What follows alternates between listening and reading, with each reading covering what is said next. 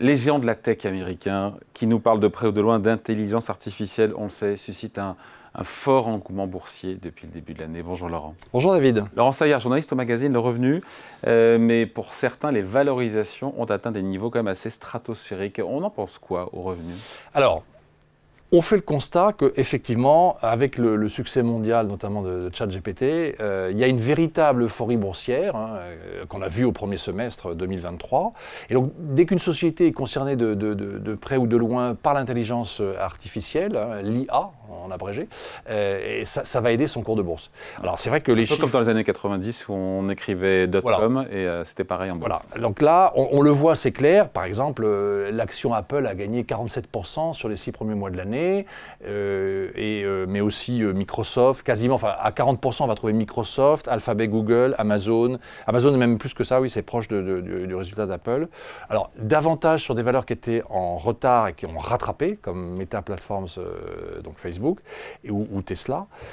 Et alors l'exemple emblématique, c'est Nvidia, qui est un fabricant de cartes graphiques, qui vont être utilisées, enfin qui sont utilisées notamment dans les algorithmes d'intelligence artificielle. Et là, le cours a presque triplé sur ce premier semestre 2023. Alors, quand vous prenez l'indice américain, le S&P 500, lui, il n'a progressé que de 16% sur la période. Mais en fait, en réalité, si vous retirez toutes ces valeurs vedettes, il est quasiment dans le rouge. Donc, c'est vraiment, il y a un effet de concentration de la performance. Et donc, on se dit, attention aux excès. Comme vous le disiez, on a connu ça aussi, c'est peut-être pas tout à fait pareil, mais on a connu ça ici aussi en 2000. Par exemple, Nvidia, elle est valorisée 24 fois son chiffre d'affaires. Ça fait quand même beaucoup. En forte croissance, le chiffre d'affaires aussi. Oui, très forte croissance, mais bon, là, ça fait quand même des multiples, c'est même pas le bénéfice au revenu, c'est le chiffre d'affaires. Donc ça fait des multiples, effectivement, peut-être qui commencent à devenir excessifs. Donc il faut être un peu prudent maintenant. Et celles et ceux qui disent que tout ça, c'est autour de l'IA, toutes ces valeurs, c'est de la spéculation, on leur répond quoi? Alors, on leur répond qu'en fait, sur le fond, il y a des vrais changements structurels importants. C'est-à-dire que toutes ces entreprises qui sont présentes dans la chaîne de valeur de l'intelligence artificielle, c'est parce que, ou qui vont utiliser l'intelligence artificielle, c'est parce que, en fait, il va y avoir des gains de productivité, des économies de coûts, du fait de ces nouvelles technologies. Alors concrètement, c'est des technologies qui vont en fait remplacer des postes de travail. Alors là, il y a plusieurs études. Il y en a une qui est d'Accenture qui estime à environ 40%, enfin 40% des heures travaillées pourraient être impactées par l'essor de l'intelligence artificielle. Ça fait beaucoup, mais dans le monde, ça fait quand même beaucoup. Alors, les métiers auxquels on peut penser, il y a tous les postes administratifs, il y a les services informatiques, les fonctions financières.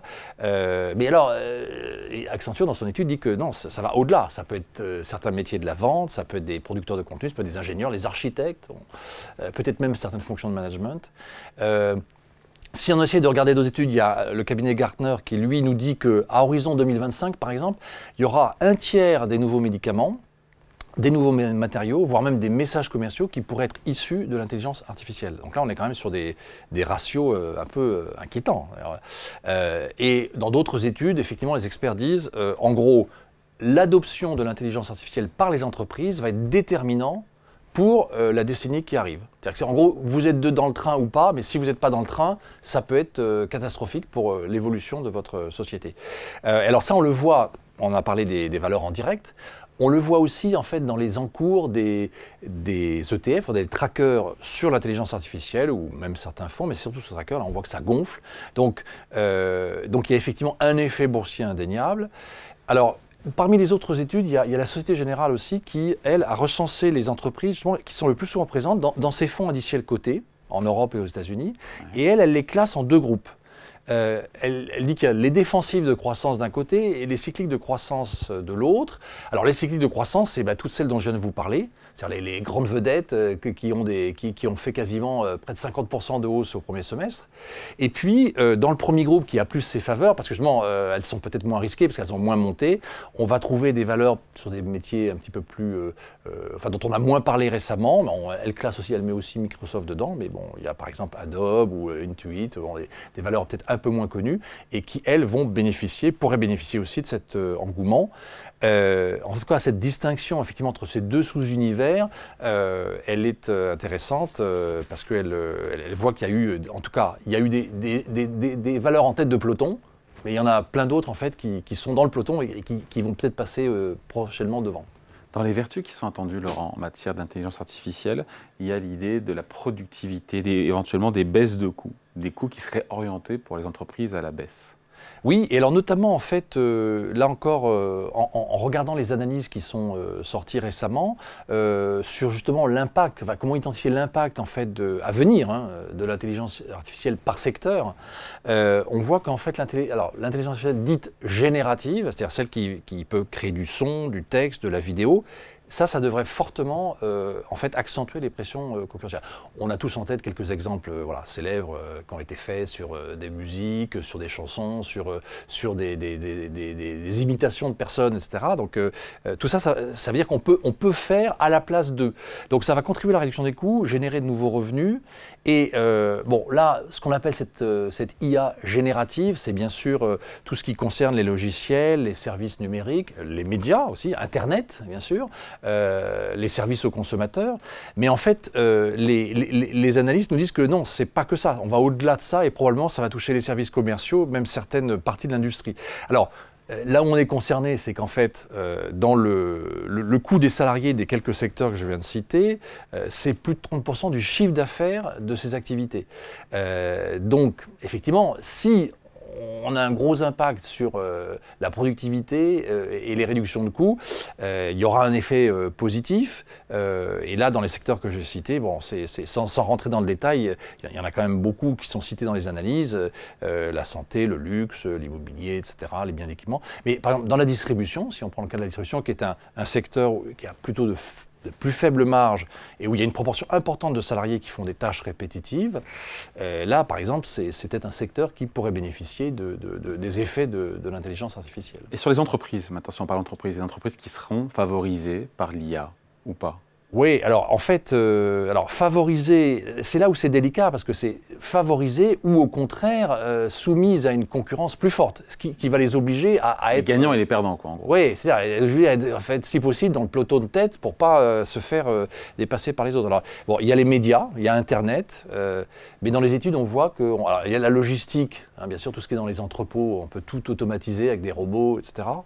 Mais il y a aussi donc, certains secteurs industriels, l'automobile, l'aéronautique. Enfin, c'est déjà le cas en partie, déjà, mais ça pourrait effectivement être prolongé, conforté. Et donc là, alors, ce qui est difficile, c'est que bon, les différentes analyses citent énormément de valeurs, et en fait, ce qui est vrai aujourd'hui est peut-être en train de changer. Alors, il y a des gagnants et des perdants, c'est-à-dire qu'il y a certaines sociétés qui sont déjà bien avancées. Donc par exemple, je sais pas, dans les différentes études qu'on voit, on va citer Airbus, Thales, qui devraient en profiter, même Tesla bien sûr, mais aussi des valeurs comme L'Oréal, Coca-Cola. On est vraiment sur un univers très général en fait. Bon, à l'opposé, il y a des entreprises qui pourraient être menacées par l'usage de l'intelligence artificielle. Alors, ce qui est difficile à percevoir pour le moment, c'est de savoir si c'est un constat à l'instant T. Et est-ce que ces entreprises sont déjà en train de réagir? Parce que là, on trouve… Lesquelles? Oui, lesquelles pour le coup? Alors, dans les études, dans les analyses, on voit par exemple des sociétés dans l'aéronautique comme MTU Aero Engines, des fabricants, il y a Ferragamo ou Sandvik, voilà, c'est peut-être des sociétés peut-être un peu moins connues, un peu dans l'agroalimentaire, peut-être, voire dans les logiciels sur certaines sociétés qui peut-être ne prendraient pas le tournant. Peut-être, alors il y a les sociétés d'intérim, par exemple de travail intérimaire aussi, qui pourraient du coup perdre une partie de leur potentiel, puisqu'il y a des tâches qui seraient réalisées autrement qu'en ayant recours à des intérimaires. Bon, ça, c'est des projections. Mais ça peut être aussi des établissements financiers, des gestionnaires d'actifs, peut-être, si effectivement, c'est déjà un petit peu le cas avec tout ce qui est la gestion d'actifs, mais si on pousse plus loin, c'est-à-dire que si on remplace l'humain par une intelligence artificielle, là effectivement il va y avoir des économies de coûts et bon, encore faut-il que ça marche, mais c'est effectivement, ça peut créer des perdants. Alors la conclusion de tout ça? Alors la conclusion de tout ça, c'est qu'il y a vraiment des bouleversements majeurs, donc il y a vraiment un fondement structurel, ça n'est pas que de la spéculation boursière, il y a un fondement réel, à tel point d'ailleurs ça crée beaucoup d'inquiétudes, mais pour l'investisseur, au-delà de ce qu'une banque d'affaires américaine appelle les 7 merveilles, c'est-à-dire les sociétés dont je vous parlais au départ, c'est les GAFAM, plus Nvidia, plus Tesla. Voilà, et Tesla. Au-delà de ces valeurs en direct, qui sont des valeurs américaines à Wall Street, on peut jouer la thématique à travers donc, des ETF spécialisés, donc des trackers, des fonds indiciels cotés ou des fonds classiques, des fonds gérés de manière active. Et là, en général, c'est des fonds, il y a toujours le mot Artificial Intelligence dans le libellé. Éventuellement, il y a aussi les fonds robotics qui existaient déjà et qui se sont adaptés et qui en fait sont des fonds effectivement sur cette thématique. Donc ça peut être une thématique porteuse du coup pour l'investisseur, effectivement. Si on ne veut pas le jouer sur des titres qui peuvent à un moment ou à un autre redécrocher, on peut le jouer sur des fonds et sur plus longue durée. Allez, merci beaucoup. Laurent Saillard, donc journaliste au magazine Le Revenu, dont l'intelligence est tout sauf artificielle. Merci David. Salut, bon été, ciao.